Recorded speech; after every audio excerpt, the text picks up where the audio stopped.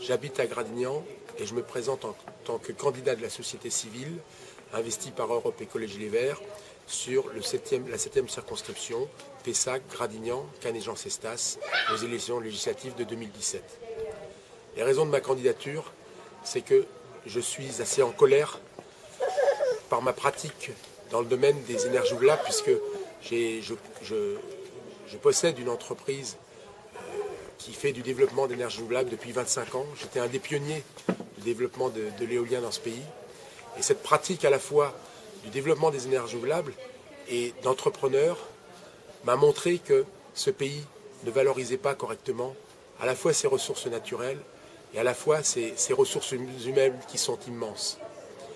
Et ça, c'est une des raisons pour lesquelles ce pays il y a beaucoup de chômage qui pourrait être complètement résorbé, il y a des richesses qui pourraient être produites, il y a des territoires ruraux qui pourraient être redynamisés grâce à toutes ces richesses qui sont là potentiellement, qui sont latentes. Et je voudrais faire de la transition écologique et des projets qui vont en être issus, que ce ne soit pas que des affaires de gros sous.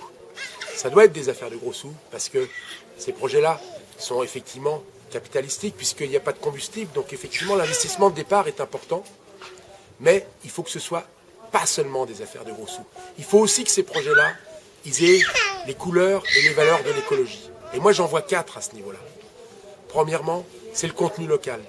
Le contenu local, de maximiser la création d'emplois locaux dans les projets de la transition énergétique et éventuellement de faire même des clauses d'insertion comme celle qu'on a fait dans le Médoc, qu'on est en train de faire dans le Médoc, sur les communes de Brache et de Sainte-Hélène, où on est en train de réinsérer des gens qui sont éloignés de l'emploi à travers une convention qu'on a signée avec le plan local d'insertion par l'emploi des Graves, qui est sur Bègles et sur la technopole de Montesquieu, et avec le conseil départemental. Deuxième valeur que je voudrais développer, c'est la protection de l'environnement. On peut faire des projets de la transition écologique, même dans la forêt, dans le massif landais, qui soient aussi synonymes de biodiversité et qui soient synonymes de diversité, de recréer des zones humides, si on fait les choses correctement. Et ça, c'est quelque chose de très très important pour moi, c'est de montrer qu'effectivement, on peut à la fois faire de l'écologie, faire de l'économie, et de l'économie dans la production d'énergie renouvelable et durable.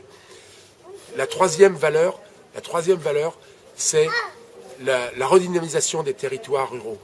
Quand vous implantez un parc de 300 MW dans le Médoc, c'est 40 emplois que vous créez à l'ESPAR.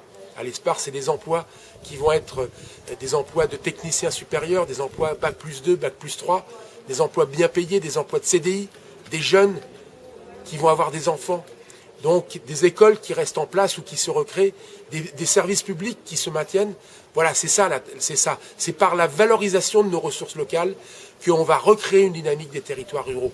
Et en plus, il y a toutes les recettes indirectes, la location des terrains qu'on fait aux communes quand ce sont des communes forestières pour y installer nos panneaux solaires, et puis toutes les tasses locales. Donc tout ça, c'est créateur d'emplois, c'est créateur de richesses, pour que nos territoires ruraux, ce ne soient pas que des réserves d'Indiens qui seront visités par les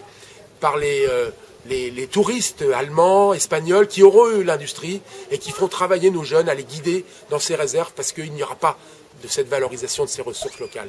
Et la quatrième valeur que je voudrais mettre en place à travers la loi, si jamais je suis député, c'est la participation du citoyen à l'élaboration de ces projets, et aussi la participation du citoyen au niveau financier, que le citoyen puisse tirer des bénéfices de ces projets locaux, et en particulier le citoyen, le riverain qui habite proche de ces projets.